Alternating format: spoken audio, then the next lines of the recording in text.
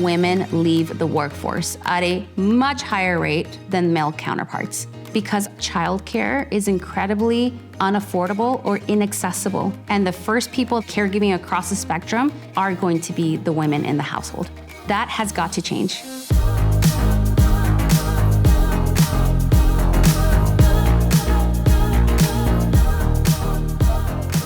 Kinside connects working parents with daycares and preschools nationwide. We have curated this network of over 10,000 childcare providers. Employees have access to high-quality childcare in their budgets right down to their neighborhood.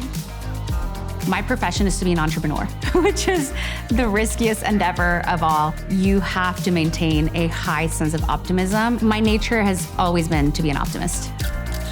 I was born in Mexico. I remember feeling like we had a hard life. Growing up relatively poor instilled in me an early sense of responsibility, but ultimately my nature was just to be upbeat. My mother decided to move us to the US, really in search of that American dream. From the first minute that we moved here, she always said, in this country, you get your education. Going to college was a culture shock and a half. I actually found that I could not relate to most of my classmates because it turns out, not to their fault, they had been sheltered by the experience of folks who were living on minimum wage.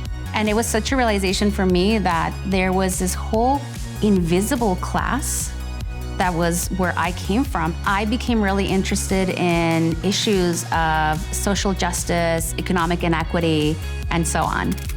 And so at that point, I actually wanted to pursue public service as a career.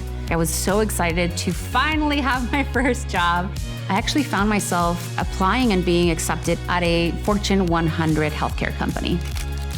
I remember the first week that I took that job, calling my mom from my cubicle, saying very quietly, "Hey mom, something about it is it just doesn't feel right. I'm feeling a little sad." And my mom said, "Oh, honey, you've got 30 years left of this. It's called a job. Welcome." It was humorous relief, but it was also so depressing that this is what a career or profession is, that it's a chore rather than a joy. Exactly 2 years later, I decided to become self-employed. The next question was, what is that employment? How am I going to make money? And for about 6 to 9 months, I did become a personal chef and basically a small-time caterer. I learned a couple of really valuable lessons. One was, I could do it. It wasn't the end of the world, and I'm gonna keep going. And I learned that I really wanted to do something a lot more scalable, that reached a lot more people, and that was also more intellectually stimulating.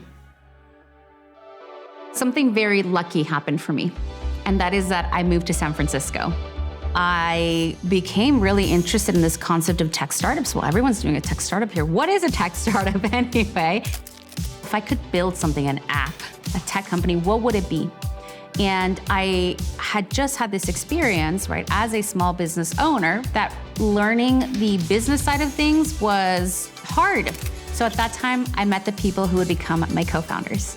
They also had run small businesses before and understood that there was a real digital gap here. So we decided to create Honeybook, a platform that would digitize all of the unfun parts of running a small business.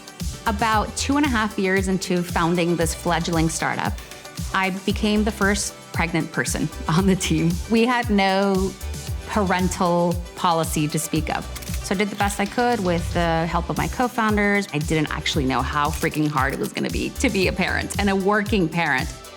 We all know finding childcare is the bane of our existence. And when I went to seek out an employee benefit that could support our employees in their childcare needs, I did not find anything that was suitable or modern.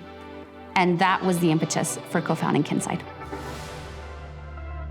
Kinside is a really interesting business model because we involve employers and their purchasing power. Childcare providers are making about $12 an hour. They cannot afford to make any less. And parents cannot afford to pay any more. And so we're actually leveraging large numbers of employers to actually contribute and move the entire industry up as a whole. We have a huge network of quality, reliable childcare. By using technology, we're creating transparency into the inventory. It makes for a more efficient system. And when we throw in the employer, we're able to really move the needle in the right direction. We've raised $16 million to date from elite venture capital funds. Venture capitalists care about disrupting and innovating on really old industries, bringing them into the modern world, and having a really interesting business model behind that. And that's what Kinside has been able to do.